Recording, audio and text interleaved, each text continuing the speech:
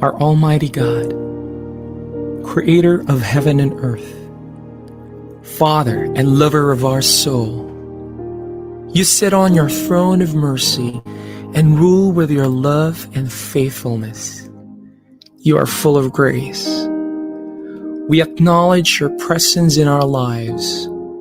Nothing is hidden in your eyes, even our challenges and struggles in life. We come to you with faith. We ask not only for our daily spiritual bread, but to seek your forgiveness and undeserving favor to heal our land, our family members, our friends and neighbors, even our enemies with COVID-19 and other diseases.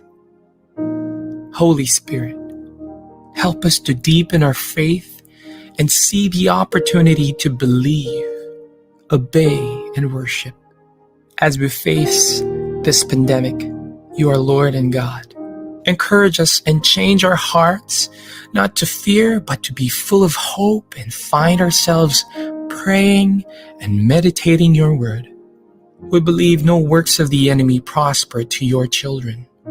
Abba, Father, we believe that your Son Jesus Christ is Lord and Savior. He is the truth and our salvation. Hear our prayers, O Lord, and most of all, not our will, but thy will be done. We pray this in Jesus' name, the name above all names, who was and is to come. Amen. The views and opinions of the producers, hosts, and guests in the show do not directly reflect the official stand and policies of the management, the network, and the company. The program that features, highlight, and connect, creating and harnessing linkages for you and your company for your new content, communication, and conversion. Talk.Shop.Asia Power Network, hosted by the business and transformation mentor Rolly Pagaspas and millennial ASEAN advocate Colin Lalyaban and direct selling sensei Jojo Baraquias and reliable DSAP administrator Niet De Leon. Talk.Shop.Asia Power Network, growing exponentially.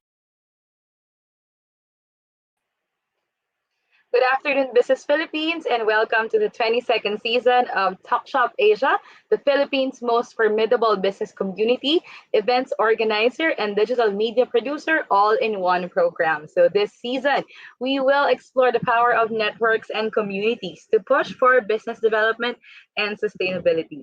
So I am Colina Yaban, the Millennial ASEAN Advocate, and I will be your anchor for this afternoon. So let me also call on our co-host for this Friday afternoon, Sir Jojo Barakias, our direct selling sensei.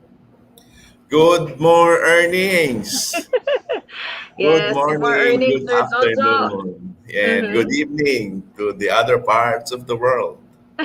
Yeah, Definitely.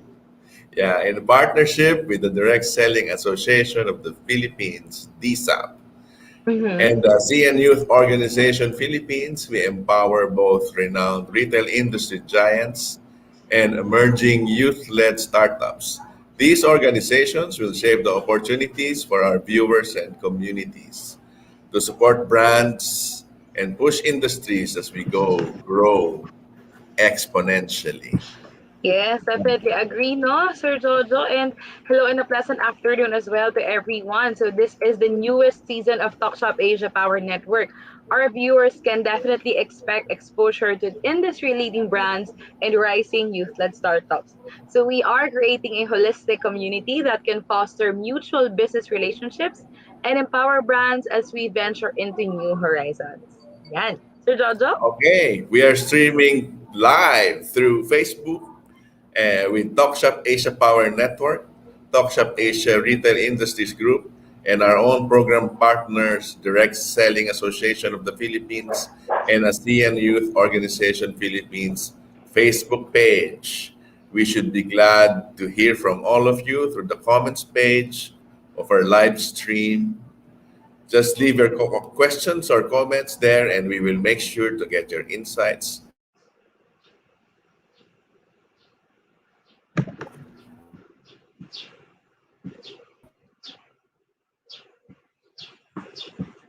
Yeah, and so I think no, this today is going to be another jam-packed episode with the team. Ayan. So thank you so much for that as well, Sir Jojo. No, so through the Talk Shop Asia Power Network tradition, we are sharing our platform to empowering Filipino businesses as we delve into a taste of tomorrow. So we have an extraordinary roster of guests with us today as we feature one brand feature, one community mic, and a special segment showcasing the future of artisanal homegrown food brands.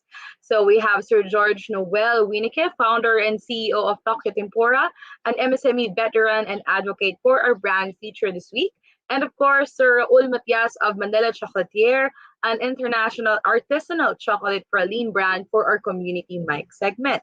And of course, we will feature the MSME Week for our special segment for all our aspiring small and medium enterprises out there. Our features for this week's episode will surely give emerging food cart businesses the push to go forward. So we are going to have another jam-packed Friday afternoon, so please stay tuned for all our viewers out there. All that and more when Talk Shop Asia Power Network returns.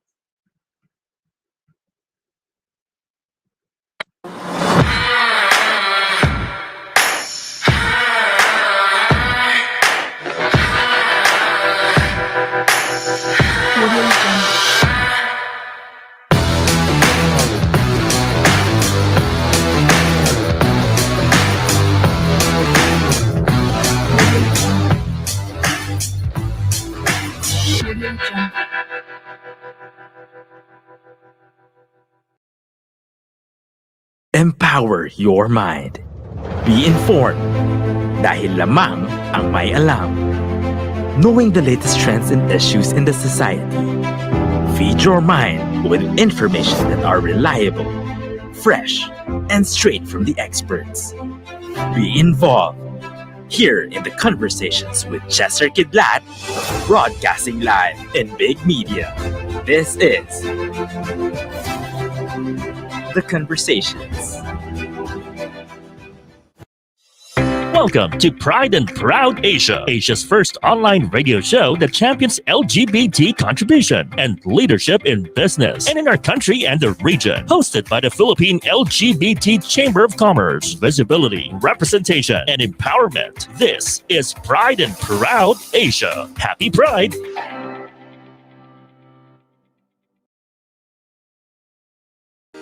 Updated products and usage, value for customer and consumer, power in business and ally. All these in one bedrock of information. Only here on Talk Shop Asia Business Feature of the Week.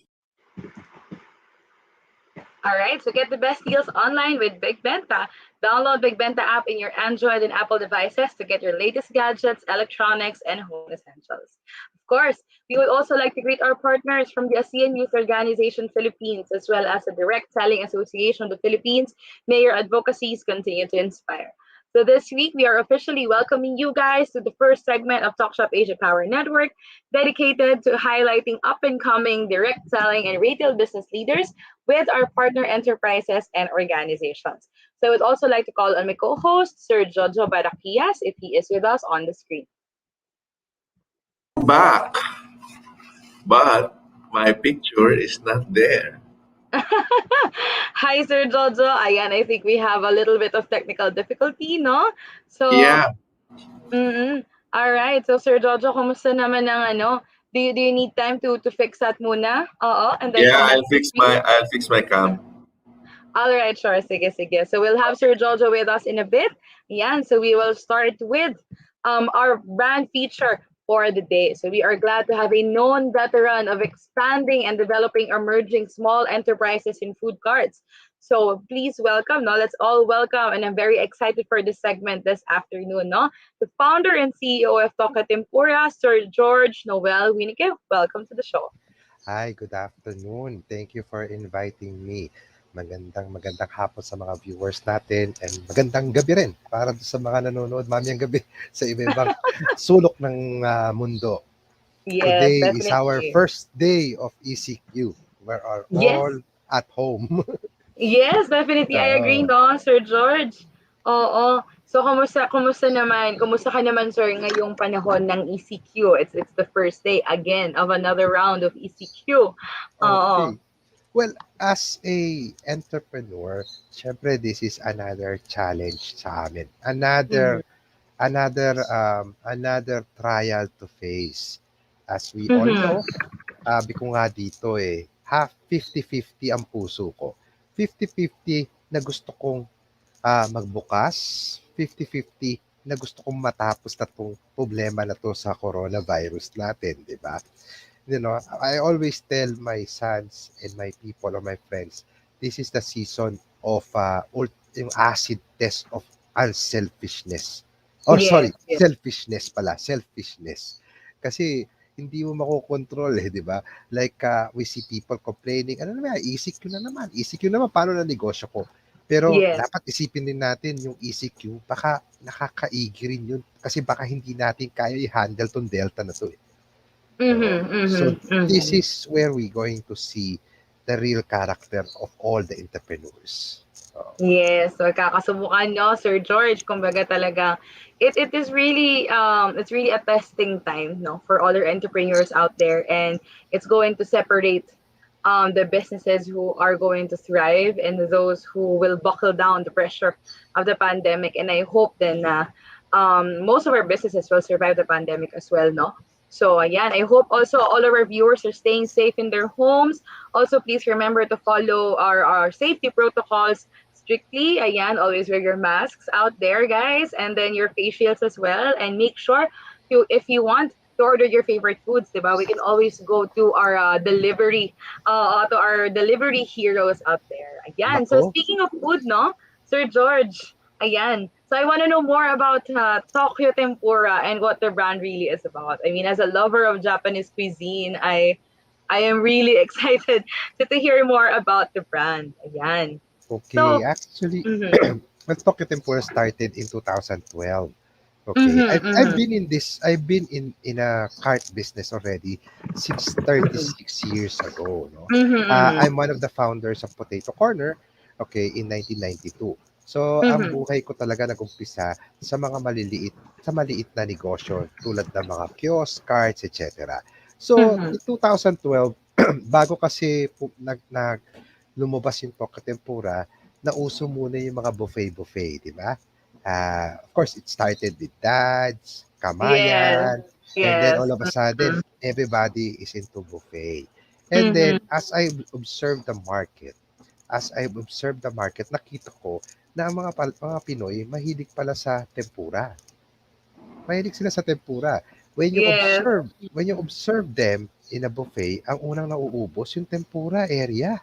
Yes, Oo. oo, sa Okay. Japanese side, oo. So sabi ko, I think I found a idea or a concept that I could cater to the Filipino consumer, no? Kaya lang, the reason naman na hindi nila nabibili yon ng araw-araw kasi mahal.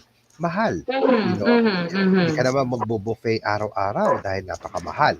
At the same time, when you go inside the Japanese restaurant, okay, when you order a tempura na 4 na piraso lang, imagine 4 na piraso, eh 300 pesos na kagad yun or 400 Mhm, pesos for 3 mhm. pieces or 4 pieces.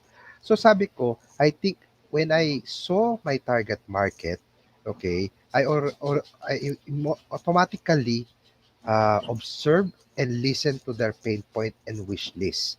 Okay, ang pain point nila, mahal ang tempura. Ang wish nila, sana everyday available sa kanila yung tempura.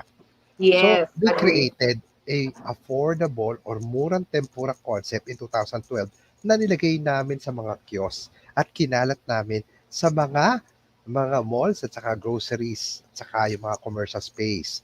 Kaya dun po nag-umpisa yon. Mm.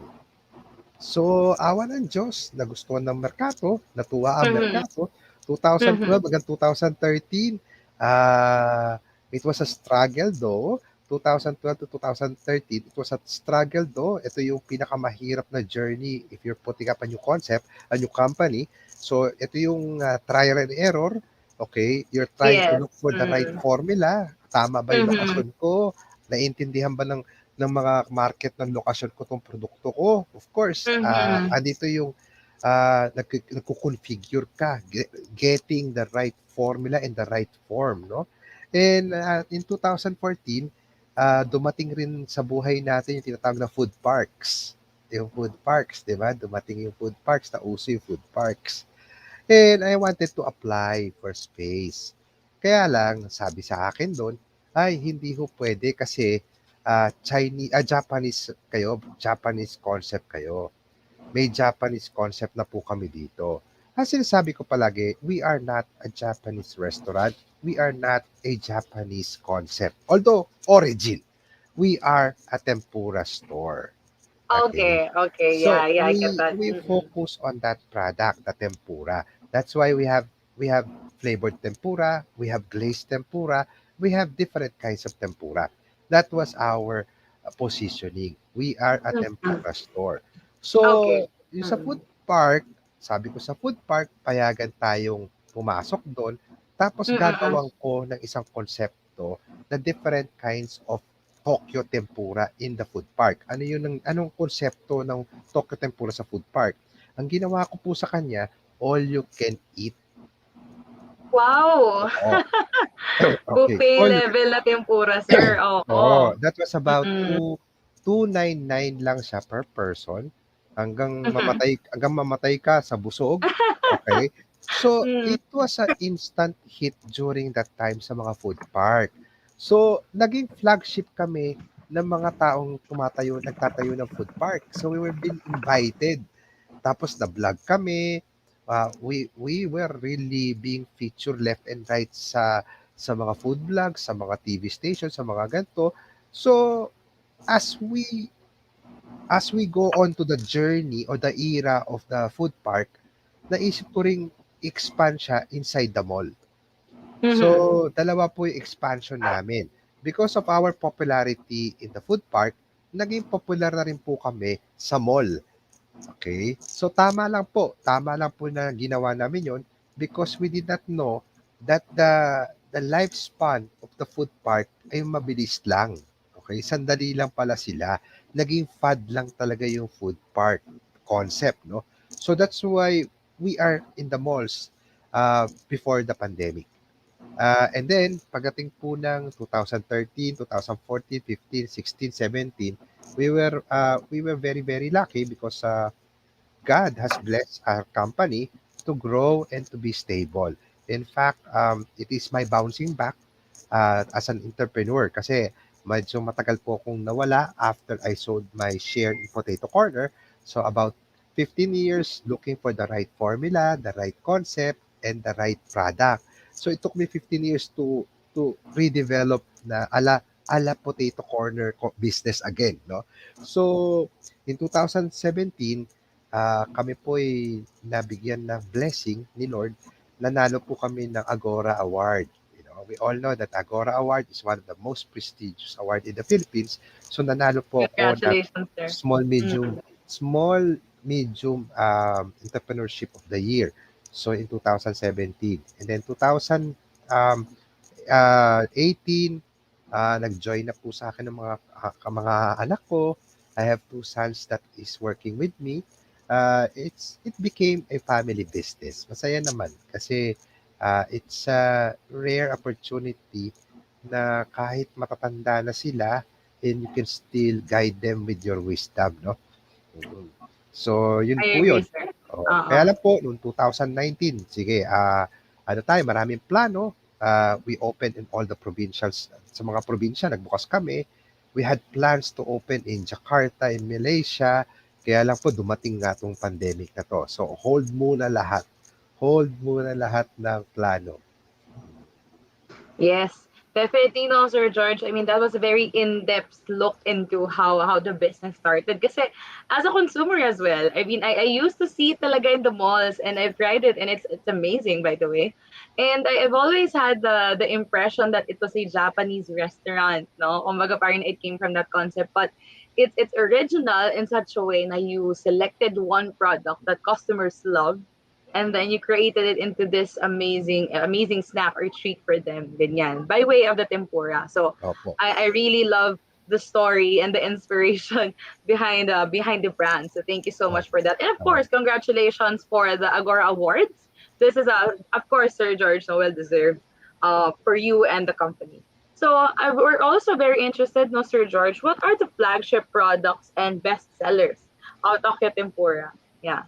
Of course, our flagship product is the original tempura. Okay. And then, of course, the second one is the glazed tempura, no? Yung mga glazed tempura natin. Actually, ang gustong-gusto nila yung aking bucket. Okay. This is on about 599 with you get a bucket of tempura. So, ang ginawa naman natin dito, democratize natin ang tempura market, no? Because we all know that tempura is very expensive. So ginawa natin siyang affordable to all kinds of people in the Philippines. Saka naman nakakita, ginawa namin KFC yung tempura Yes, namin, no? bucket style na ganun, Oo. sir. So, Oo. ito yung pinakamalakas namin, especially now na lahat nasa bahay, marami po kaming nag-order ng mga for group, for family. So, yan. And we're still developing. Marami kami dinidevelop ngayon. We have tempura with toppings, tempura with gourmet cheese, yung mga ganon. So, continuous lang po kami. All right, congratulations, no, for Sir George. And yeah, I think the idea about tempura on wheels is also it's also very adaptable, no, especially at the time of the pandemic, na everyone's staying at home, and kumbaga parang everything has to be mobile and can't just stay in one place. So it's very creative like that.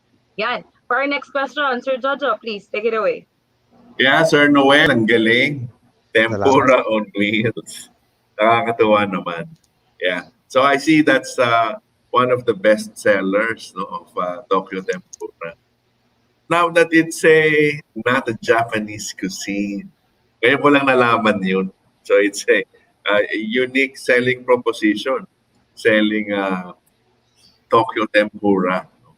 Um, I consider tempura as a delicate traditional recipe that it's not maybe not easy to prepare. I find it hard to prepare at home.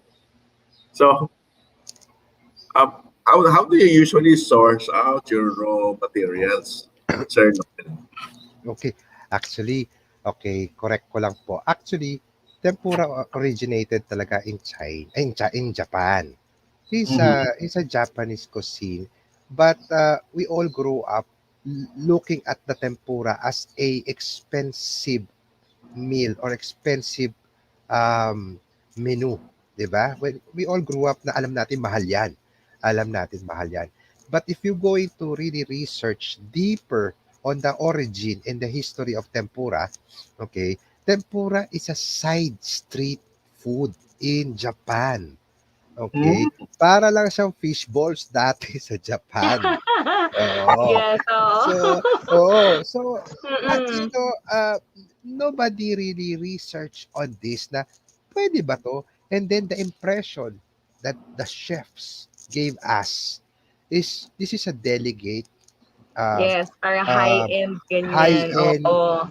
to prepare, 'di ba? Mm, So, mm. yun yung naiwan sa atin. But ako kasi, when I saw the need, when you saw the need and you observe the market, 'di ba? Magkakaroon ka ng produkto. And then that idea will have to be we have to turn into reality. As I do a research that, nakita ko na madali naman palang gawin 'to. Okay. Ang impression natin dapat tiger. Dapat tiger 'yan, ha. Tiger shrimp 'yan, 'di ba? Yes, yung Tiger malalaki talaga. Oo, but there's another Mm. alternative na pareho naman ang lasa at mas malasa pa. Okay? Yes. So Mm. yun yun. And then of course, I will never, never, never argue to anybody that my product is authentic tempura. Okay? Because I have adjusted my batter mix to the taste palette of the Filipino. Okay. So, if Okay. actually Mm. nakakatawa ngayon, if I go to a Japanese restaurant and order a tempura, parang natatabangan ako. Oo, natatabangan Mm. na ako because nasanay Mm. na ako sa produkto ko. Medyo maalat na manamis-namis, 'di ba? Tapos ang aking sausawan, okay, pareho naman kami ng sausawan, ingredients, kaya lang mas matamis yung sausawan ko. So pag pumunta ako sa Japanese restaurant, walang kwenta na may sausawan ito, walang lasa. So again, okay, we created our product based on the palate of the Filipino people. So ang Mm. ingredients namin, well, we source out. I'm very lucky that I have a very good supplier that he gets our shrimp from Vietnam. Okay? Vietnam and of course the Philippines. Kasi ito kasi pagdating sa akin yan, malinis na yan, tail in yan. Okay? Tapos nakatanggal na ang ulo. So parang Oo. dressed na siya, sir. Parang Oo. ganon. Ideal. Oo. Oo. Nung nag-umpisa kami niyan, bibili ako ng mga malalaki, naka-cooler na malaki, hindi ko ma-standardize yung size. May maliit, may malaki, may maliit. Tapos at the same time, yung ulo niya, medyo mabilis, ang ulo ng hipon mabilis mabulok eh. So, Mm. mahirap siyang i-manage. I-store. Oo, Yeah, mahirap siya oo. i-manage, oo. Nareklamo na ako ng barangay no'n dati dahil, mahirap siya. So, Oo. as we develop the company, nag-develop rin po kami ng mga systems. Dito po makikita niyo, we have the counter store and we have the kiosk store. So, 'yan po ang aming setup. Meron rin kaming dine-in store. So, eto yung isa namin sa mga food court. So, yan po yung sa amin. Yeah, that's very good to hear, Sir Noel. Thank you That po. yeah, that the shrimps are all in one shape, one size, and very good to have a supplier that that is consistent. Yes po. Actually, yun po ang challenge talaga namin. Ah, kaya lang po, sabi ko nga, the size that we're offering is it's not the size that you will get inside the hotel. But it's similar size that you will get in a buffet restaurant. Mhm. Kasi 'di ba ang sabi nga namin, tempura na mura for affordable for everyone. Oo. Yes. Oo. Yeah, Mm. that's great. That's Oo. great. Yeah. Oo. Okay. Alam niyo So, nakakatuwa eh. yeah. Every time we open nung 2018, 17, palagi kami pinipilahan. Pinipilahan kami na nakakatuwa. Actually, nami-miss ko na yung mga opening natin dahil mag-iisang taon na tayo talaga walang physically open na bawal Yes. pumila, bawal ganito. Mm. Oo. Yeah, you can see the success of a business kung pinipilahan. Opo. Yeah. So, parang iPhone pala yan, Sir Noel, ha? Pag magbubukas ka ng store, pinipilahan. Opo, oo. Yeah. Anyway, baka naman, Sir Noel, pag nagbubukas ka ng mga e-store mo, marami ka ring order, pila din. Opo. Actually, very, na-mention natin ang online selling, no? Yes, we're surviving, lumalaban tayo sa online selling, no? But apparently, marami ka ring kalaban ngayon because the pandemic has produced more entrepreneurs. Yes, that's So it's a battlefield in online selling. So di dapat medyo malakas na yung brand mo. Okay, that's one. Number two, dapat siguro relevant ka, nakakabigay ligaya ka sa mga customer mo. Kasi the biggest challenge now is how to duplicate the experience that they get, okay, pag pumupunta sila sa physical store mo. So how do you duplicate that?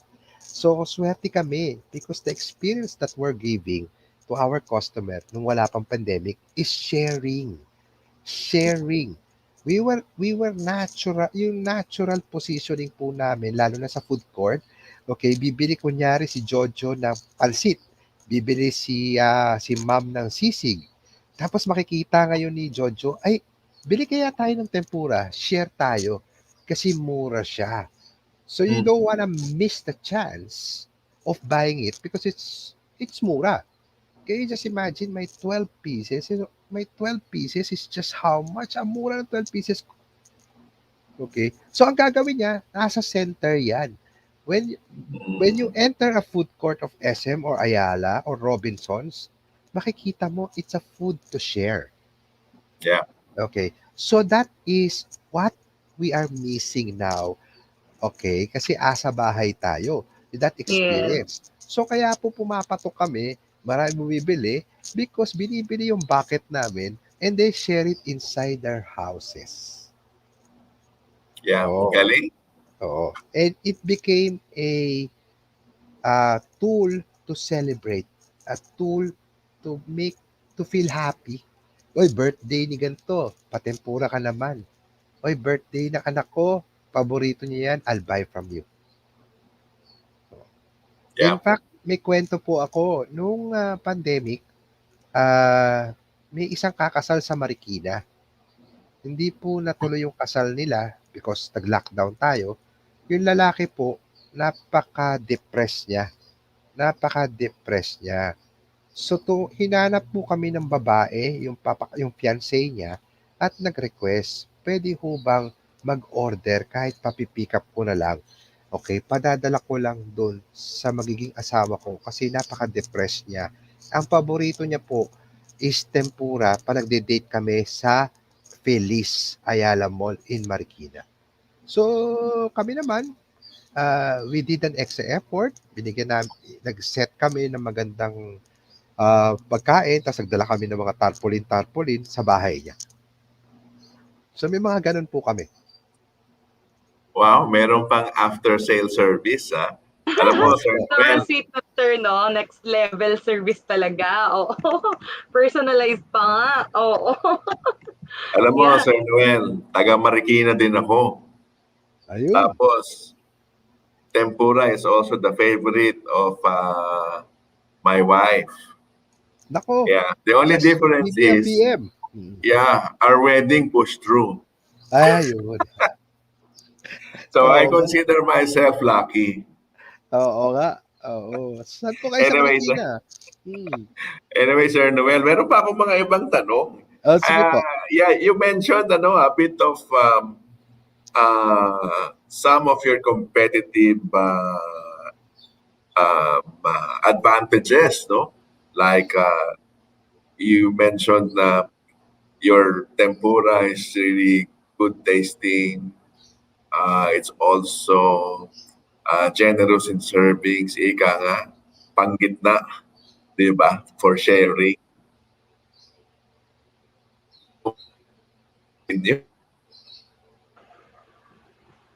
Sir Jojo. Hi, Sir Jojo. Ayan. Oo. Ah, I think nagkaroon lang siya ng konting technical problem. Ayan, no? So proceed muna tayo, sir, with the next question. I'm pretty sure maraming tanong yan si Sir Jojo kasi he's also a foodie, no? And I mean, his wife loves the tempura. So I'm also curious, no, Sir George, with your brand identity na it's affordable tempura. It's the tempura na mura, no? So I'm also very curious to know, how do you balance affordability and quality when it comes to these things, especially na shrimp is not, kumbaga parang shrimp is quite an expensive dish to have nowadays, parang ganun, sir, no? So how do you balance affordability and quality and in terms of your products and in terms of the tempura itself? Actually, this is one of the challenges sa journey ng product development, no?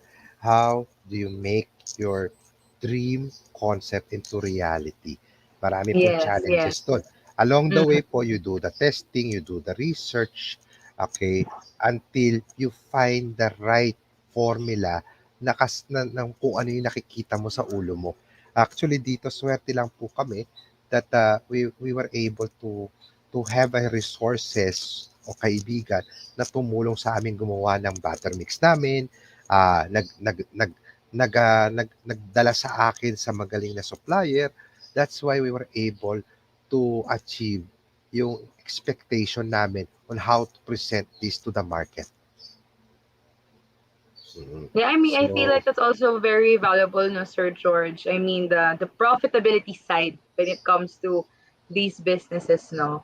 So of course, how do you usually manage that, or parang what were the strategies you deploy to ensure na it's up there, the quality is up there, and the profitability is still also worth what the product is for. sure, definitely with a lot of prayers, no? Na sana wag mag-increase yung raw material para we can still maintain that selling price.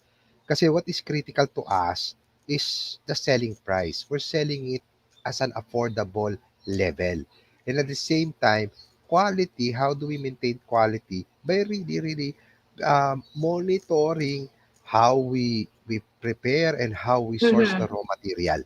Yun ang Mm-hmm. ginagawa namin. So talagang binabalanse lang namin yun. Kasi Mm-hmm. there are sometimes pag tumaas ang raw material, hindi ko pwedeng taas yung presyo ko. Kasi pag tinaas ko Mm-hmm. yung presyo ko, mawawala na ako sa concept ko. Mawawala na Mm-hmm. ako sa proposition ko. Remember, Mm-hmm. a proposition is a promise. Mm, mm. Yes, Mm, sir. Definitely agree oo. with that, no? Mm. Mm. So, yun ang ginagawa namin. Okay. That's I know that's really good to hear now, Sir George. I mean, you have the supply chain figured out. Kumbaga, na Oo. parang you know where to start, you know where to tweak it, you know where to develop how you know how to develop the product in order to get the quality and the Mm. affordability that you need for the consumers, no? Oo. Which is really Actually, remarkable. na ang ano nga nito, when we started in 2012, 13, and 14, wala akong Mhm. copycat. Wala akong copycat. Walang Oo, competitor, sir, at all oo. talaga So, na very original yung concept. direct yung direct. Alam mo naman ang Mhm. Pilipino eh. They love to copy, di ba? Magkaka-taster. Oo. Ano Yes, yan eh. oo. Kaya nga nauso yung gaya-gaya, puto maya eh. Remember that, di ba? Okay. So, no 3 years wala ako. So, after 3 years, doon na nagsulputan. Nagsulputan sila. Oo. Again, some are claiming original sila, some are claiming authentic sila. As I said, we're just a sincere company offering a affordable tempura. Kaya lang, di ba, di naman natin maaalis yun na ang original is always the first. Di ba? Yes, Oo. definitely. Kahit Mm. naman sa mga relationship, di ba? Babalik at babalik ka pa rin sa original. Mm. Totoo, sir. Oo. Totoo, sir. Totoo yun. Mm. So masaya kami po. Masaya kami na nauna kami. Masaya kami Mhm. that nagpapabigay ligaya kami sa aming mga Mm. customers. Yes, and that's also remarkable, no, Sir George. There is a certain level of ingenuity right there. And you were, I mean, it means something that you were the first brand to do this and to commercialize it, to market it really well. And there's a certain level of originality and skill into doing something like that and being successful with it. So I'm really happy with the success of Pocket Tempura. So next question, no, Sir George. Also with pinag-uusapan nga natin kanina, no, first day na naman ng ECQ. So we want to know how did the pandemic impact your operations, and then how were you able to address those challenges so far? Okay, galing kasi ako sa adversity. Okay. Life before Toka Tempura is not an easy. Life after Potato Corner is not really easy. Marami kang search. You're in search for the right formula again. You're in search for the right business. So marami siyang ups and downs. So kung galing ka sa adversity, medyo nag-iingat ka na. You're very careful and frugal. And I think it comes with age also.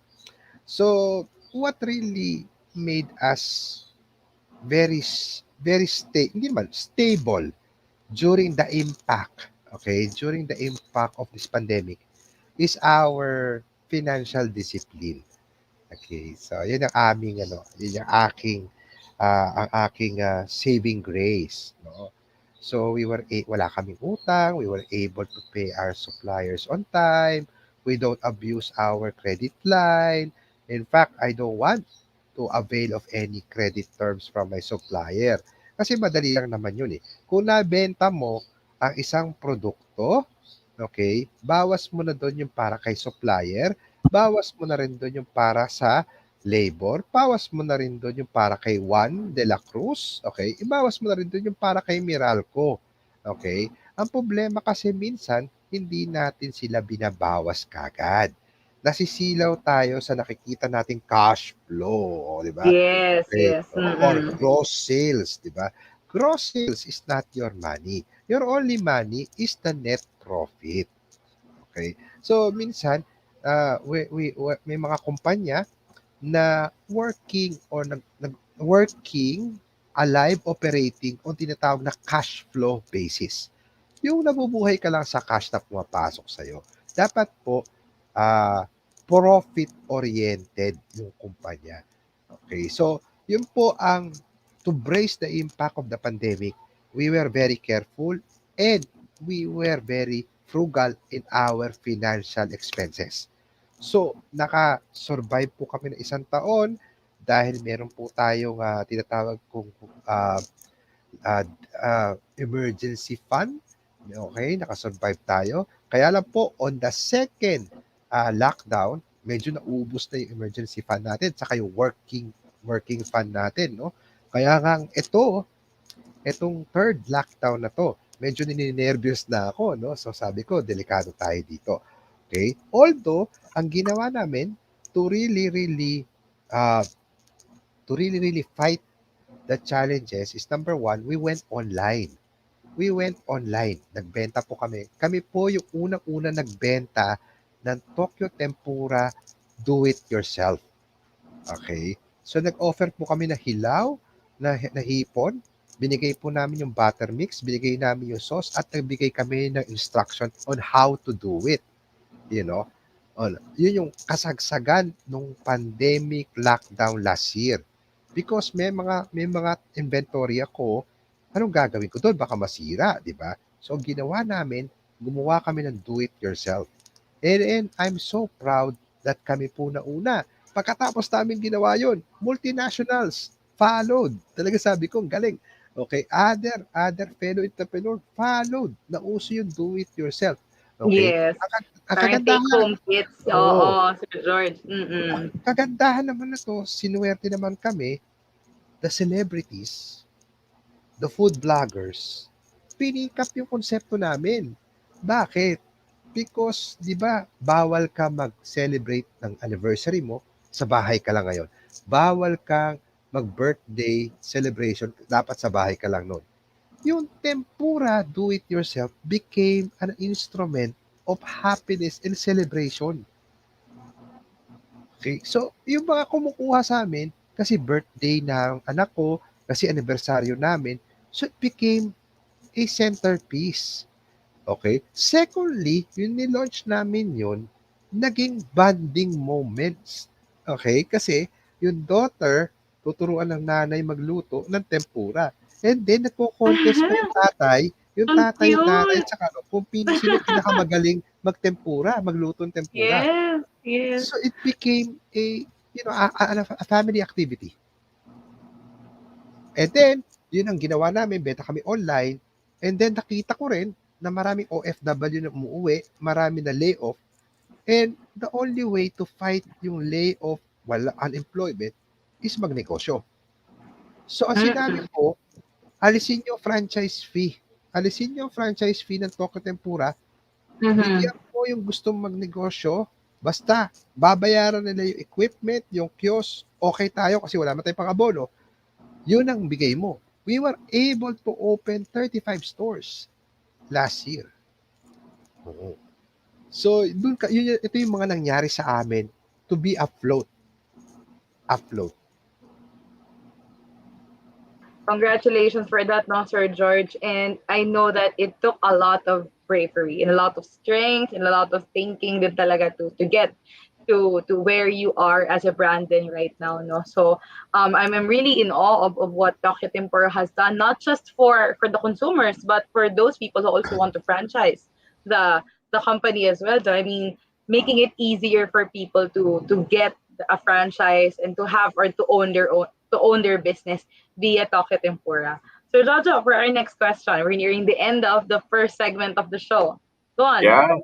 Actually, Sir Noel, I admire the thinking process you had, no? Or you Thank you have. po. Yeah, with the online business, selling it raw, and then offering it for franchise and opening 35 stores. Galing yan, ha? Salamat. Actually, uh, napabilib ako ni Sir Noel. Magaling ang thinking in terms of surviving. And the other thing is, your financial tips are also very good, Sir Noel.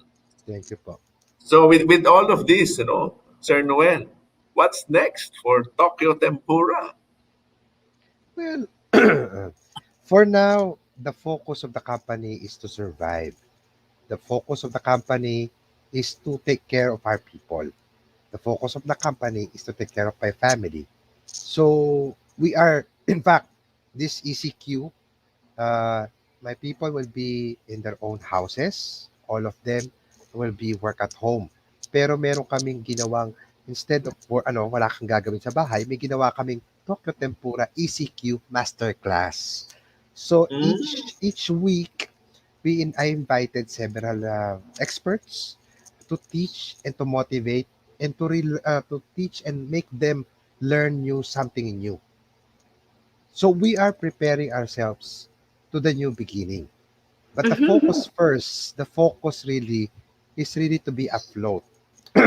To really be afloat. Um, I cannot yet plan for 6 months. I cannot yet plan for next year. What is important now is to put all the resources, all the manpower, all the thinking, and most especially all the prayers just to save the company and to stay afloat. Yes, definitely, Sir George. Thank you so much for that. And I am pretty sure now that also inspired our viewers out there, no, who are also just starting their own business to not give up and, to persevere through this pandemic. And I hope, for more power and more success for Tokyo Tempura. And now I would also like to give you the floor, Sir George, no, to tell our viewers again to promote the Tokyo Tempura. And if you also want to franchise, who would they contact? How would they go about it? And if they want to have a taste of Talk Tempura, where can they go through Okay. to order the product? Yeah, please go Okay. ahead. Oh, I'd like to invite everybody. Please support us, not only Tokyo Tempura, but my fellow entrepreneur, especially in the food industry, no, na nag-struggle ngayong ECQ, no. Please buy them, order from their online. Okay? For sa akin naman, you can type po sa Facebook nyo, Tokyo Tempura Cloud Kitchen po. Mag-PM lang po kayo doon. Lalabas po kagad ang menu. And then, doon sa Cloud Kitchen po namin, Tokyo Tempura Cloud Kitchen, hindi lang po tempura kinikerry namin doon. We have gourmet tempuras and very creative other dishes that will make you happy. So, yun lang po. All right. So thank you so much, no, Sir George, and we are looking forward to more success for Tokyo Tempura. And of course, thank you so much, Sir George, for sharing with us how to progress a business in the time of a pandemic and how to balance product profitability and quality. Ayan, Thank you so Sir much. Jojo. Well, thank you so much, Sir Noel, Sir George. Nalito na.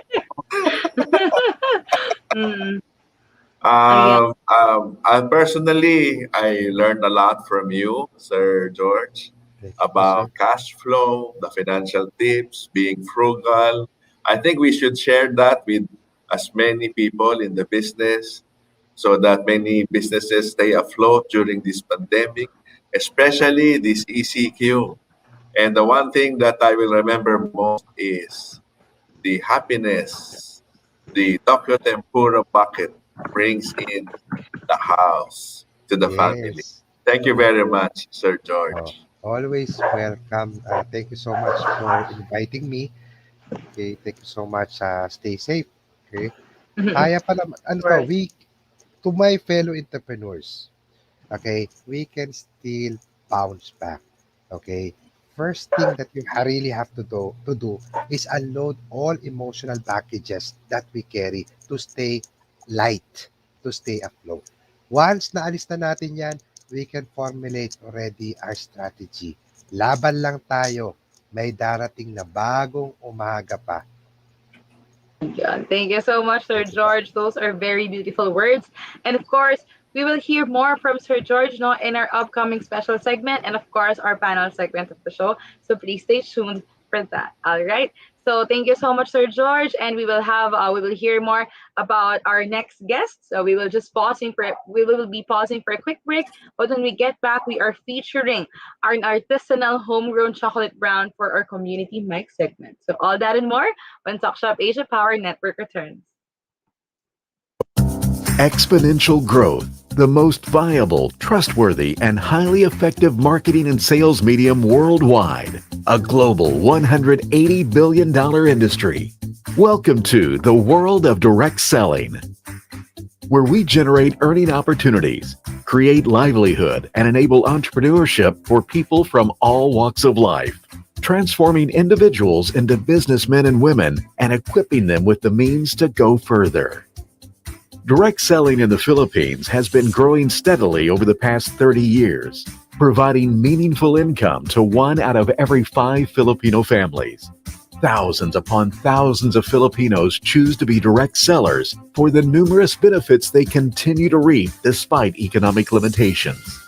It has swept even far-flung provinces in the country as it continues to emerge as an alternative to retail stores, malls, and e-commerce platforms. Prompting even national recognition as President Duterte signed Proclamation Number 320, declaring the last week of November every year as Direct Selling Week. Standing tall as a beacon towards responsible, ethical, and legitimate direct selling is the Direct Selling Association of the Philippines, DSAP, the official national trade association of direct selling companies in the Philippines. Affiliated with the World Federation of Direct Selling Associations, WFDSA, in Washington, D.C., USA, the DSAP continues to advocate and champion the direct selling industry to its members, stakeholders, and the general public. Since its official inception in 1983, the Direct Selling Association of the Philippines, DSAP, has been responsible for governing and professionalizing the industry of direct selling, promoting its member companies, as well as safeguarding consumers from illegitimate businesses and fraudulent practices. To promote legitimacy in the industry, DSAP is actively working in partnership with the Department of Trade and Industry, DTI, the Academe, and the Securities and Exchange Commission, SEC. Armed with the Code of Practice and Business Conduct and the 8-point test, the DSAP ensures that only legitimate products and direct selling business opportunities reach consumers. The DSAP thoroughly reviews and evaluates both member and potential member companies and their business ethics, method of merchandise distribution and servicing, compensation plans, and other direct selling practices. By making sure these companies are doing direct selling the right way, the DSAP ensures that your investment is up to par with global standards. Our growing member companies proudly wear their seal of legitimacy, as a direct selling association membership signifies the highest possible standard of business ethics, governed by the Direct Selling Code of Ethics set by the World Federation of Direct Selling Associations. And as the list of member companies continue to grow and flourish, we promote and recognize excellence and compliance through industry awards and special events. The Sales Achiever Award, Entrepreneur of the Year Award, and our Hall of Fame awardees are a testament to values prevalent and embodied in the industry, such as leadership, loyalty, cooperation, and support. The growth of the direct selling industry and its positive impact on the lives of many Filipinos is remarkable and unstoppable. And we at DSAP will continue to adapt, update policies, and pursue advocacies that promote credibility and confidence in direct selling. In doing so, we promote self-employment and financial independence and are one in building a future with individuals, distributors, and a vast network of people able to change their lives for the better and improve the lives of others too. And it's all because we are doing direct selling the right way. To access our directory of company members and more information about direct selling and the 8-point test, visit our website at www.dsap.ph.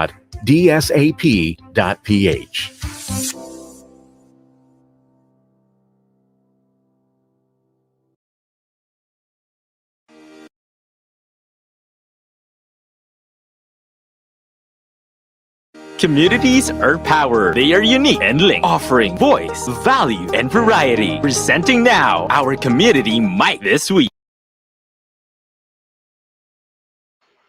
All right, so we are back for the second time, and this time we shall present the MSME Week segment. All right, so again, thank you so much for that, no?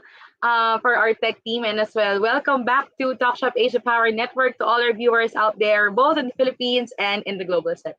So we are back for a second time, and this time we shall present the MSME Week for our special segment. So let me call on my co-host, Sir Jojo Barakias, and of course, our guest for this afternoon. No? So this year's celebration of the Micro, Small, and Medium Enterprise Week will highlight optimism amid current uncertainties. So we have our guest this afternoon. No, Sir Jojo, please introduce our guest for our MSME Week this afternoon. Sir Jojo, I think you're on mute. Uh-oh. All right. Good All mornings right. again. Yes, Yes. definitely. Yeah, to Mhm. talk about the objectives and events. Mm-hmm. I think my Sir typical problem George time. Noel Okay. Okay, Wieneke, go on, Sir Jojo. yeah, the Mm-hmm. president of the Association of Filipino Franchisers, Inc., AFFI. Welcome to the show, Sir Noel, Sir George. Hello, I'm back. Good afternoon, I'm back again. Yes, so again, it's Sir George. Opo. Ayan. Mm. Siyempre, no, I mean, favorite talaga namin si Sir George for this week's episode, and hindi namin palalampasin on all the chance we can get to have a great conversation with Sir George this afternoon. Ayan. So, Sir George, no, you are also the president of the Association of Filipino Franchisers Incorporated, and I hear there is an MSME week going on. So, please do tell our viewers more about what the MSME week is about and how it Okay, aims to assist our emerging micro, small, and medium enterprises out there. Please go okay. ahead. Actually, ganito. Wala po tayong event, but we did something for the micro, small, medium enterprise. Para lang may history lang tayo, nung last year po, noong 2020, we all know that the hardest hit of this pandemic is the micro, small, medium enterprise, which is composing of 99.5%. 99.5%, di ba? So, ang ginawa namin nung last year, we created a real song sung by Gary Valenciano, yung Pwede Pang Mangarap, no? So, we interviewed some of the entrepreneurs, some of our members, kung ano yung mga battle cry nila. So, yun yung last year. And lumakpas na pa ng isang taon, more than a year, andito pa rin kami sa sitwasyon na mas mahirap. So, last week or this week, we launched this video. It's our way of giving tribute to our fellow entrepreneurs that is still struggling and still fighting despite the hardship. Alam ko po, some of our entrepreneurs, some of the business owners, pwede naman silang mag-recess muna. Pwede naman silang mag-pause muna. Kaya lang, majority of us, ayaw namin gawin yun because we have the moral obligation to our employees. Remember, 99.5% ang composition po namin, mga nakaregister na negosyo sa Pilipinas, majority po kami. 67% po ang napoproduce namin na employment dito sa Pilipinas sa to, no? So, pag nawala kami at nag-pause kami, kawawa naman sila. So, despite, if you talk to a fellow entrepreneur, lahat po ng sinasabi nila, hindi lumalaban ako, kawawa empleyado ko. And this is our battle cry. So, sabi namin, sa AFI, gumawa po kami ng parang video, hope we can show to them. This is a tribute to them since this week is a micro small medium enterprise week naman. So sana ba makapapakita natin yung video. All right, definitely, Sir George. No, so we have to. I want to cue our tech team to show the first video. No, it's this. It's the video about the MSME advocacy of Sir George with the Association of Filipino Franchisers Incorporated. So please, let's watch this. George Wieneke is a man with a mission. Mali. He aims to help. Wait, I think the other video, yeah. We're having some technical issues. Let's just wait for a bit. Kala ko magle-lecture ako. Definitely, Sir George, no? Oo, dami kasi talaga advocacy and affiliation si Sir George. So, yeah, let's wait for while waiting for the video, While waiting, pwede na rin natin pag-usapan. Bakit ka ba na in love sa micro, small, medium enterprise, no? Sa Yes. MSME, no? Kasi I still consider myself as part of this industry. You know, being one of the pioneer angelpreneur of Go Negosyo, di ba? So, alam naman natin, ang Go Negosyo, nag-umpisa siya na parang entrepreneur revolution dito to educate and inspire people to go to business. And Go Negosyo also siya rin ang nag-encourage ng mga businessmen in the past to share their wisdom and talent. Tandaan niyo po, siguro ikaw, Colleen, baka hindi mo naabutan. In the 70s, bawal mag-share ng mga business secrets. Bawal magkwento ng mga business stories because that is what they call trade secret. Okay? Everything was erased because of the entrepreneur revolution na nangyari sa atin dito. That's why people are sharing, people are mentoring.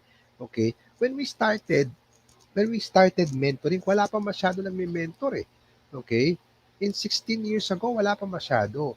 And then, as I go volunteered in Go Negosyo, nagtayo rin ako ng sarili kong parang small advocacy. Ang advocacy ko naman is yung Kalye Negosyo. Kalye Negosyo is a panata. It's a panata negosyo.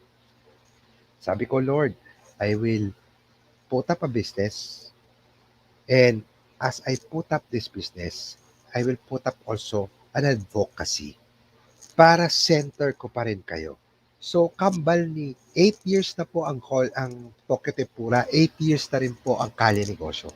Kalye Negosyo is a free entrepreneurship program for 6 months.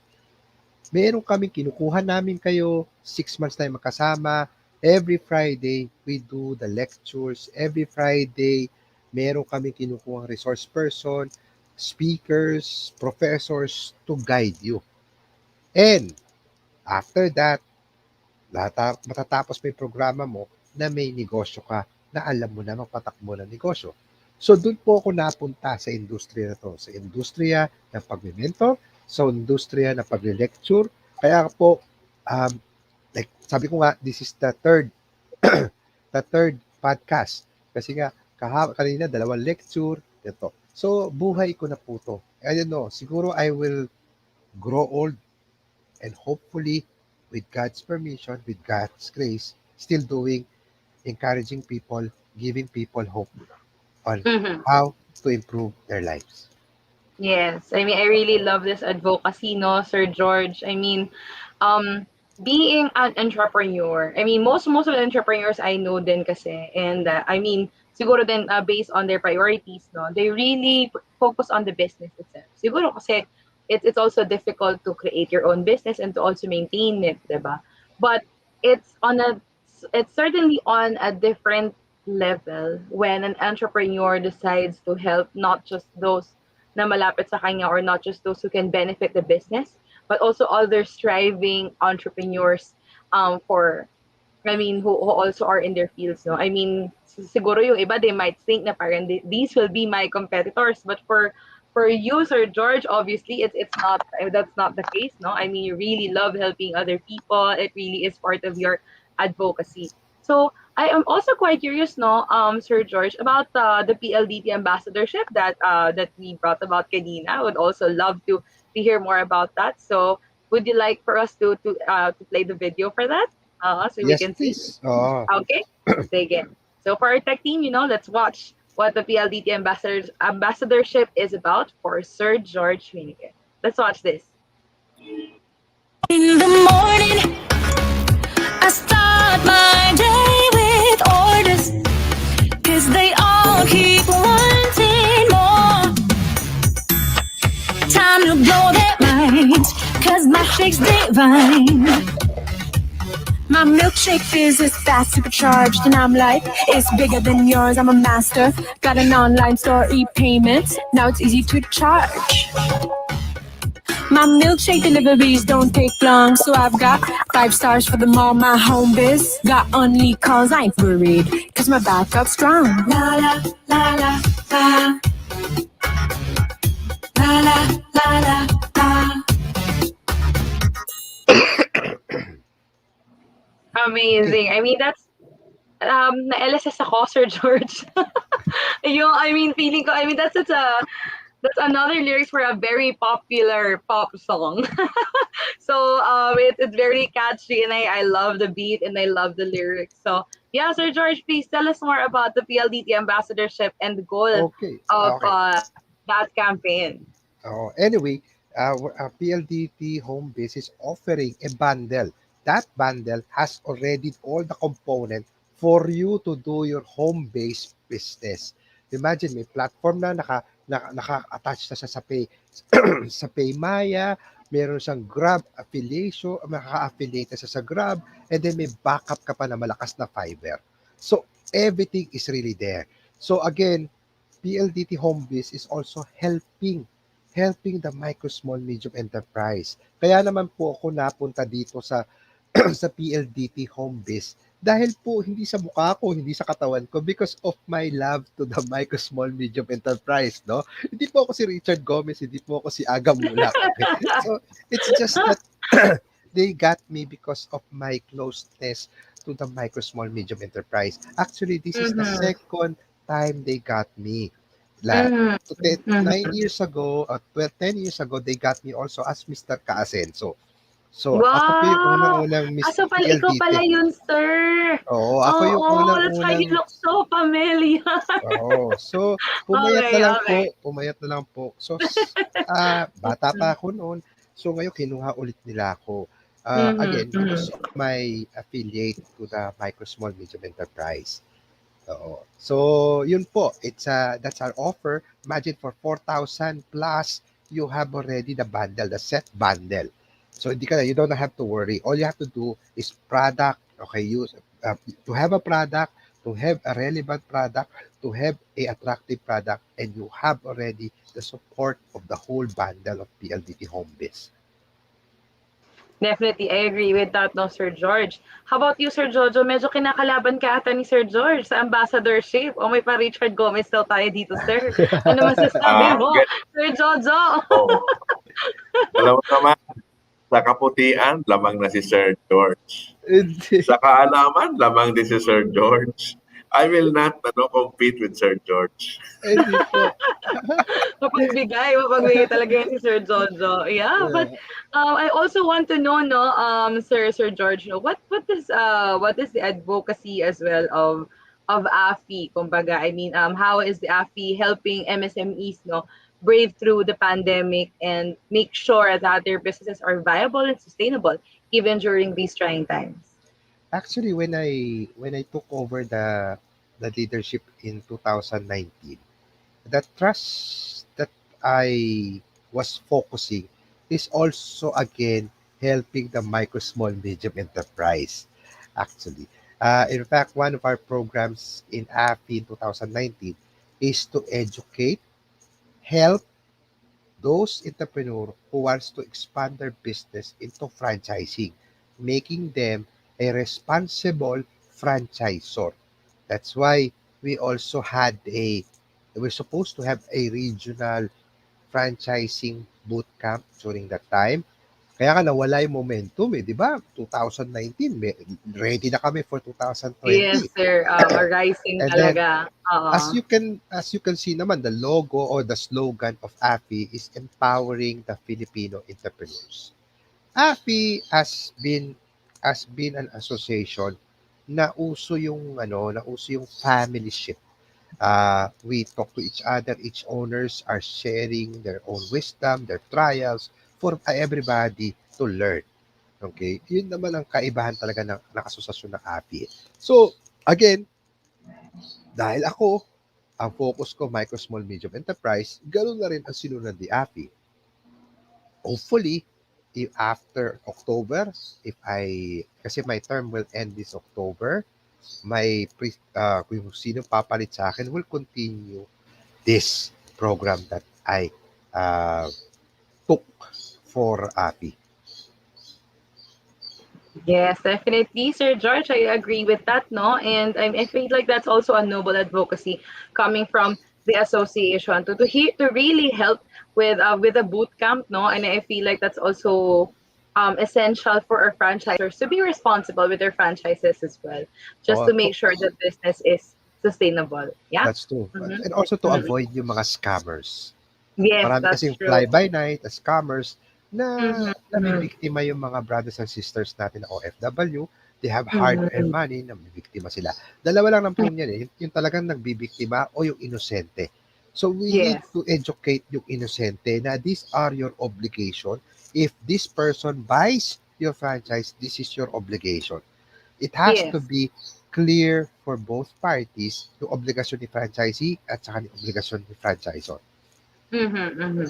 I mean, that's also very Pagkatapos useful. Mhm. pagkatapos Go ng ahead, Sir October, George.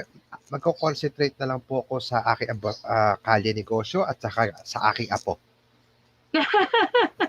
Yes. Sir Duties, the George, family duties, Sir George. Sir George, please go ahead. yeah, I have a question. Yeah, itong regarding you said about the boot camp and how to help new entrepreneurs, no, to get into the business and for them to be knowledgeable and not to be targeted or victimized by uh, scammers. Do you have plans of making this boot camp like virtual so that we can help a few more people because um, alam mo naman the pandemic no is here to stay as the medical experts are saying and the herd immunity may take a little bit of time for us. So is it something that we can look forward to, Sir George? Yes, definitely, Sir Giorgio. There are talks to revive the bootcamp into a virtual setup. Um, Last year was, siyempre, we can, ang nagtuturo po kasi dito are not consultants. Ang magtuturo po sa inyo how to franchise are practitioners. Yep. So the practitioners were injured. All of us were injured last year, and we need to regroup. And I think some of us has already regrouped and willing to share again their time and wisdom to teach other people to expand their business to franchising. So maybe Yeah. this year, late quarter this year, we could probably do a virtual boot camp again. Yeah, I will be attending, Sir George. No problem. You're always welcome Ina-agenda ni po. Sir Jojo. Ah, No, Definitely. because I have a few stores that I sell sisig. ayun. Wow! Then Oh, I've, masama I've, kayo. I've six stores. No? I'm opening my sixth. Ayun, very good po. Oo. Oo. Kaya nga Oo. very interested ako sa ano eh, sa mga learnings from Sir George. Mhm. Ano Definitely lang, agree Sir with that. Jojo, basta yung sisig mo, tingnan mo siya mamayang gabi. Okay, then the question is, dapat mas maraming bumili sa'yo. Okay? Yun yung kakausapin mo yung product, dapat mas maraming bumili sa'yo. Mina-manifest.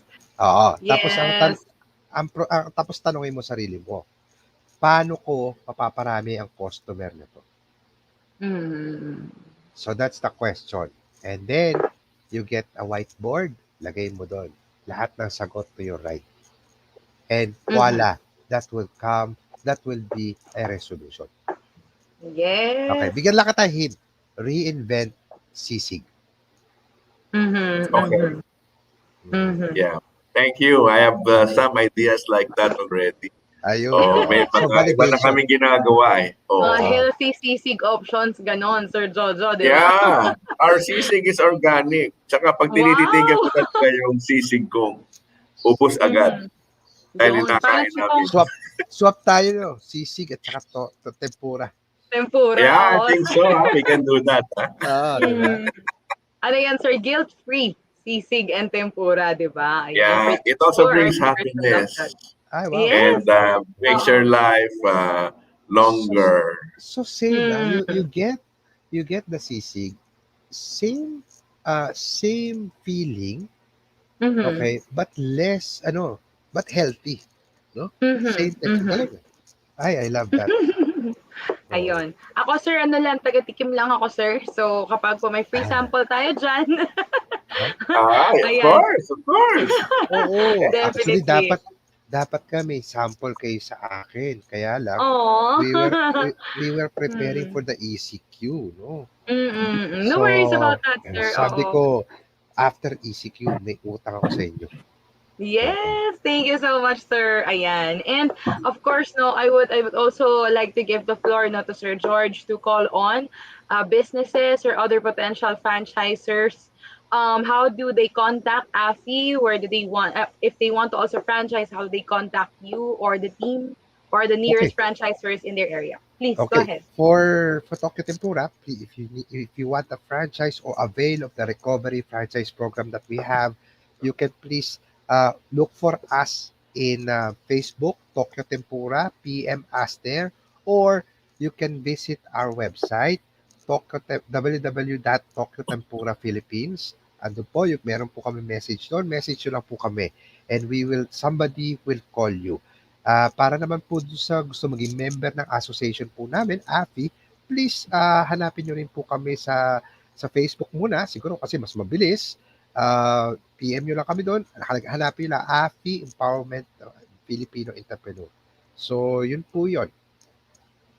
Thank you so much, Sir George. And of course, thank you so much for your advocacy and AFA's advocacy for our emerging micro, small, and medium enterprises. So we look forward to more success for Sir George. But because we can't get enough of him, he'll still be with us during our panel segment of the show. And of course, please stay with us as we dive into the panel segment. And we would also like to inform our viewers that Sir Raul Matias and the Manila Chocolatier team will be rescheduled for another guesting schedule this coming August, probably the next week or the week after that. So please stay tuned for Manila Chocolatier. Okay, so they couldn't make it due to some technical issues, but we are going to make sure that for our next episodes, we will give you a taste of Manila Chocolatier. Ayan, so let's just go on for a quick break. And then when we come back, we will have the panel segment, of course, with Sir George, Noel, Wieneke. Okay, all that and more when Talk Shop Asia Power Network returns. Oh, no problem. Uy! Na.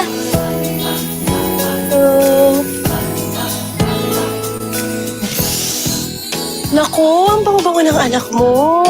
Oo nga. Mga Mare, alam niyo ba? Yung sa dati kong fabcon, laging nag-aamoy araw o amoy pawis si Bunso pag uwi niya from school. Buti na lang dito sa bago kong fabcon. Ang fresh na fresh pa rin niya kahit buong araw pa siya maglaro sa labas. Nako Lisa, yan lang ba nagagawa ng fabcon mo? Eh lahat naman ng fabcon, nagpapabango ng damit. Yung fabcon ko, sobrang galing magpalambot ng damit. Kaya nga napapadalas ng hugs namin nila chikiting eh. Ay nako girls, walang-wala yan sa fabcon ko, no? Hindi lang lambot at bango ang kayang gawin nito. Meron tong Optic Light Plus technology na ginagawang mas maputi ang puting damit at pinapatingkad naman ang decolor. Wait lang. Soft and... all the rages ba ang gamit mo? Oo! Kayo ba? Grabe! Wala naman tayo kailangan pagtalunan dyan para marami lang ang gamit natin. Pareho na pala tayo.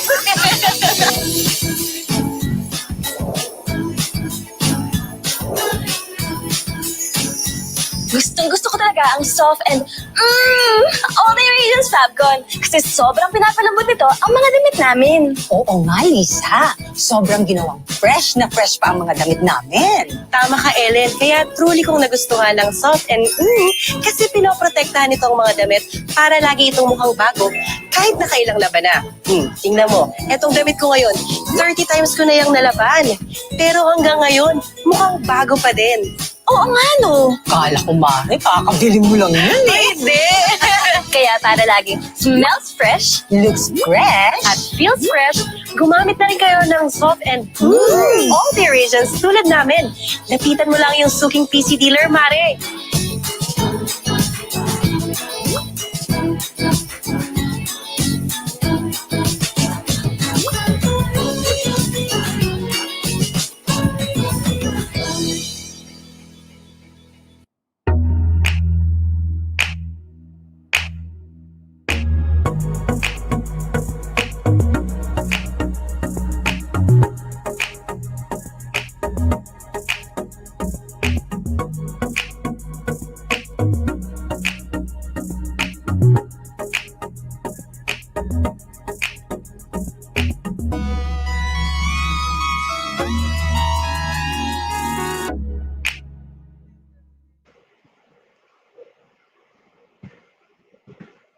Communities are power. They are unique and linked, offering voice, value, and variety. Presenting now our community mic this week.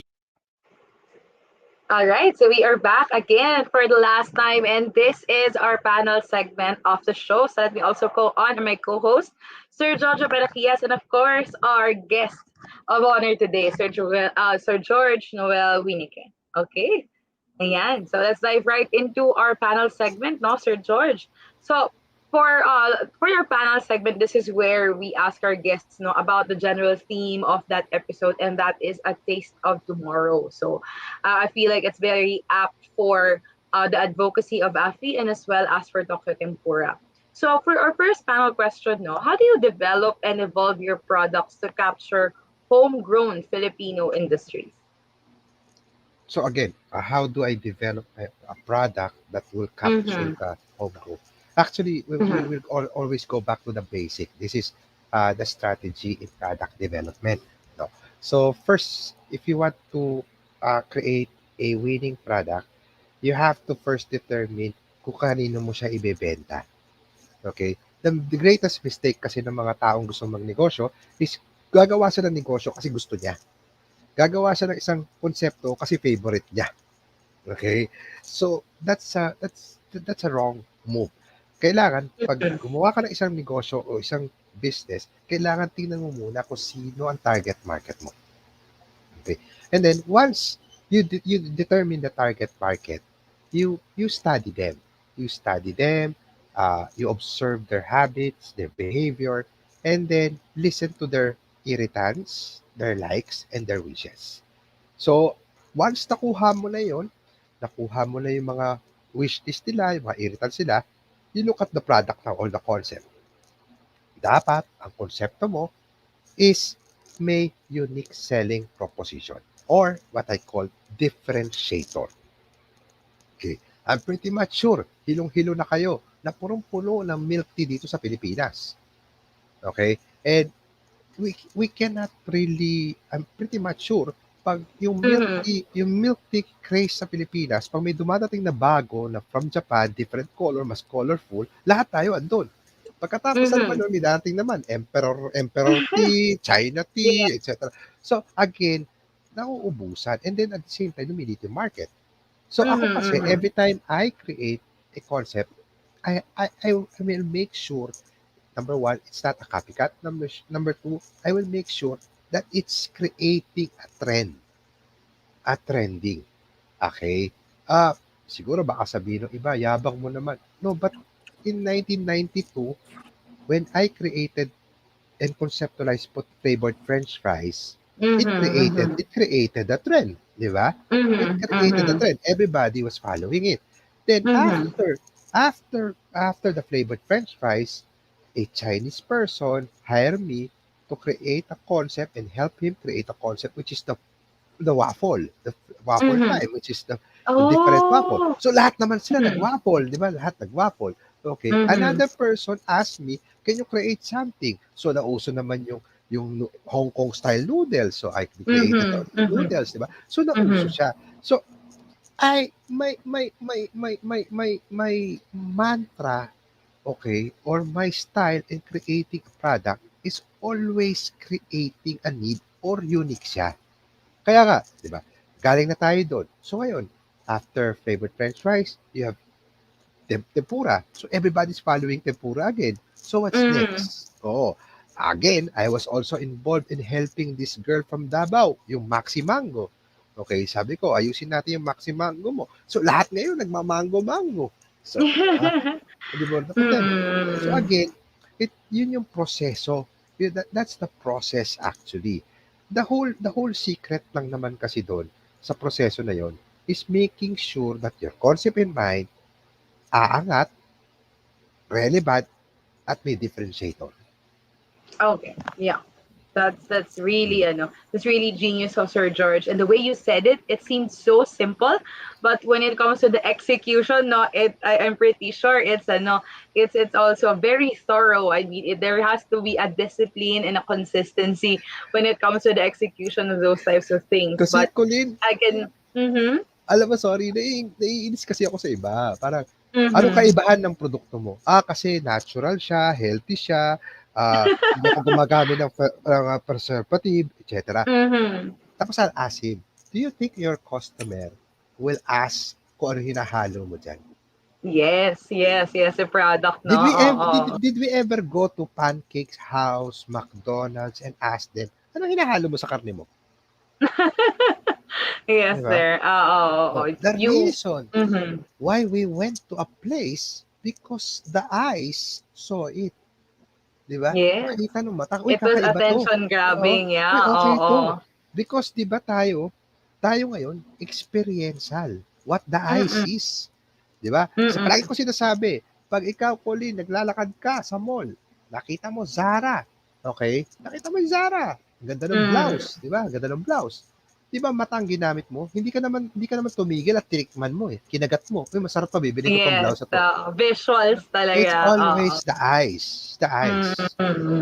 Di ba? So, kung titingnan mo, ay, ang ganda. Ano yung niluluto dyan na, sa cart na yan? Ay, French fries, nilalagyan ng flavoring. Okay, subukan kaya natin. Ay, ano yun? Bakit may mangga? Saka ganito. Ay, ano yung waffle? Ang dami yung waffle. So, again, it's the eyes. And it's different.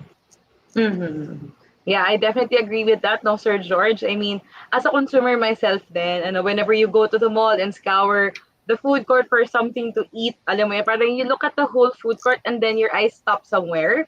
And most likely, it's the most attention grabbing place of all, di ba? Parang ganon. So I definitely agree with that, and I can see why you are one of the best mentors out there for MSMEs talaga. Ayan. Sir Jojo, next question. Yeah, Sir George, it's nice to hear the word differentiator and the USP. Oh, Mhm. it's just like attending a marketing class. Ang galing, yung unique selling 101 skills. proposition. Yes. Oo. Mhm. We all thought back in college that it's just a textbook. Mabebenta ko rin yan basta available. Yeah, but now it's a little bit different, no? To be competitive. Sir George, uh, with regards to competitiveness, yeah, how do you maintain that competitive advantage? I'm sure you have a competitive advantage already in the local brands. How about the international brands? How do you maintain your competitive advantage? Well, number one, uh, don't be arrogant. Not don't be too complacent. Okay, because the enemy of innovation is success. What I'm saying is that as an entrepreneur, you have to have a strong innovation mindset. You have to innovate, innovate, innovate, innovate. Do not stop in innovating. Some are arrogant and complacent that masyado ang tiwala nila sa produkto nila. Okay? Okay naman, bumibenta naman ako, ba't ko pa gagalawin yan? And that is always the enemy of innovation. You know, and then at the same time, to stay competitive is always have a core innovation mindset. Yung tipong first core innovation mindset ko kasi, every barrier can be penetrated. Okay? Every barrier can be penetrated. When you think of an idea, and then sasabihin ng mga tao, that cannot be done. Okay? I don't accept that. It has to be done. Let's look for a way. Let's have the mindset of a hacker. Okay? I'm not saying to be hacker, guys, ha? But the mindset of the hackers, they look for ways. They look for ways how to penetrate a system. Dapat tayo, hindi. Okay, how do I still develop this? Hanapan natin a way. There's always a way. Matagal na sinasabi sa atin ito ng matatanda, palaging may solusyon ang problema. Di ba? Sinasabi ng matanda. The second core innovation mindset ko is Jiu-Jitsu flip. Okay? Jiu-Jitsu flip. More often times, we look at the product or a problem on the front side. Di ba? We always expect the expected. Di ba? Ngayon, bakit hindi natin tingnan on all sides o ikutin natin, pwede pala tong ganito. Di ba? Naka-wire yung utak natin the usual. Di ba? Minsan, the unexpected will give us the gold mine. Di ba? Hindi gusto natin yung expect natin eh. And then the other one is break the rule, okay, to gain profit. Not the rule of the Philippines, ha? Minsan, masyado lang tayong nakahawak sa tradition, naka-anchor sa tradition, okay? Minsan ayaw natin i-define yung tradition o yung norms. So, dapat alisin na, huwag tayong masyadong naka-ankla sa past. Minsan yung past victories are not applicable anymore to the present situation. Ngayon po, nag-iba po to, nag-iba ang behavior ng market. It is a different arena already. Meron tayong nakaano dyan. Siyempre, yung mga in respect sa mga matatanda. Yung panahon ko, itong ginawa ko, baka pwede yun ang gawin mo. Yes, we respect that. That is a norm. That is an information. But it may not be applicable to the new ones. And then, the last is be open to the young ones. The young ones are exposed. And also, expose yourself. Okay? Keep a strong growth mindset. Learn and relearn things. Adapt and adapt and adapt. I was forced to adapt. Maswerte na po ako dahil ang mga anak ko, karang kaedad ko lang. I'm 53 years old. My eldest is 31. I have a 29. Lahat sila is helping me absorb, learn all what's happening in the new generation. Mhm, mhm. Philippines has a very young population. Okay. So, iba-iba talaga. And of course, social media has opened the world. mas grabe ang influence ngayon ng Western compare nung para kapanahunan ko. So, ang mga hindi open, sila yung naiiwanan. Yung hindi exposed, sila yung naiiwanan. Yes, I agree with that, no, Sir George. Yeah, I mean, making sure that you're also adaptable to the current trends, and I'm really glad as well na kumbaga parang the younger generations are also, alam mo yun, parang you tap that as a really big market base for your products, which is amazing. So now, before we end the show, no, I would like to give you Sir Jojo, any insights from key takeaways from our segments today? Well, there are so many key takeaways, no? But for this part, no, what I think is for all the entrepreneurs there, no, listen to Sir George more, and I guess the for me, no, for me, it's the growth mindset. I think that's powerful. Don't stop learning, keep on learning, and also Sir George mentioned about expect the unexpected. That's also good learning for me today, no? I guess maybe for all of our audience.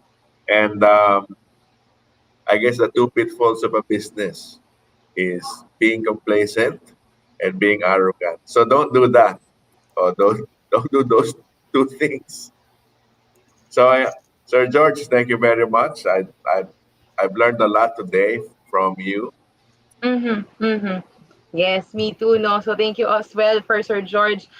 This has been such an insightful. It's not just an insightful discussion. It's been one of our most memorable and educational episodes for Talk Shop Asia Power Network. I mean, I feel like we, all of the learnings we had today, it's worth more than what we can pay Sir George for. No, so thank you so much. I'm pretty sure our viewers loved our episode for today. So before we go, any final words, Sir George? If you want to invite people to Yes. buy Tempura or to partner with Afi, please do so. Okay, thank you so much again for inviting me. By the way, those wisdoms are not mine. That came from him up there. It's our duty to share it with everybody. And this is what I'm doing now.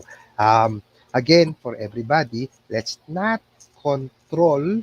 Okay, let's not focus on the things that we cannot control, but instead let's focus on the things that we can control. Tandaan nyo po, okay, if you have a dream and you want to survive, if you have a dream and you want to survive this, remember lang the three letters, okay, SBA. Number one, okay, if you want to achieve and you want to achieve your dream and you want to survive, the letter S is you have to see clearly the situation, you have to see it clearly the resolution. Number B sa SBA is please believe in yourself. Do not doubt yourself because we are in a crisis. Okay? Dun sa SBA naman, yung A, please act on it now. Wag natin upuan. We can always measure how much money we're going to lose, how much money we're going to earn, but we cannot measure or detect how much time we have. So yun lang Yes, po. I Stay safe agree. po. Yeah, and definitely agree, Sir George. Thank you so much for that, no? And we love a humble innovator. Ayan. So thank you so much for all this wisdom, Sir George, and I'm pretty sure all our viewers out there are also amazed with the expertise and with the learnings they had for today. So, Sir George, any final words? Yeah, such an insightful discussion, no, everyone. Once again, thank you very much for Sir George Noel Wieneke of Tokyo Tempura and the Association of Filipino Franchisers for sharing your valuable insights on emerging MSMEs to adapt to the new normal. And Of personally, I course. learned a lot from you, Sir George. And Mm. maybe I will visit your FB and I will PM. Yes, PM is the key, sabi nga nila, Sir Jojo, di ba? Ayan. Yeah. And to our viewers as well, no, thank you so much for tuning in, everyone. To all our viewers in the Philippines and abroad, let's all stay safe in these trying times.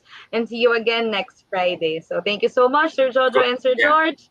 Ayan. And this has Colleen, been Talk Bye. Shop. Sir. one Sorry, more. sure.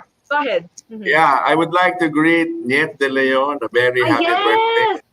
It's her Happy birthday birthday! today. Yeah. Mhm. Happy birthday to our legendary co-host, Miss Niet De Leon. Ayan. So, talaga naman, no? I hope you have a great day ahead. Enjoy your day and have more birthdays to come. Ayan. So, any other announcements, Sir Jojo and team? We're good? We're good. Yep. Okay, sige, sige. So thank you so much, everyone. So see you again next Friday for your regular Friday afternoon habit. So this has been Talk Shop Asia Power Network, TSA Season 22, now helping you and your business grow exponentially. Happy weekend. Thank you so much, Sir George. Stay Thank safe you po, Sir Happy also. Jojo. weekend. Stay safe, Thank guys. Pray, you. Stay pray. safe. Bye. We just brought to you Talk Shop Asia Power Network, the program that features, highlight, and connect, where your company will grow exponentially every Friday, 3 p.m. only here on Big Media MPMT Network. Big Media and Talk Shop Asia Programming brings to you its 5th TSA branded business program, Talk Shop Asia Power Network, the program that features, highlight, and connect where your business may grow exponentially. Hosted by business and transformation mentor Rolly Pagaspas with the Millennial ASEAN advocate Colin Lalyaban every Friday, 3 p.m. Talk Shop Asia Power Network, growing exponentially. Only here, Big Media MPMT Network.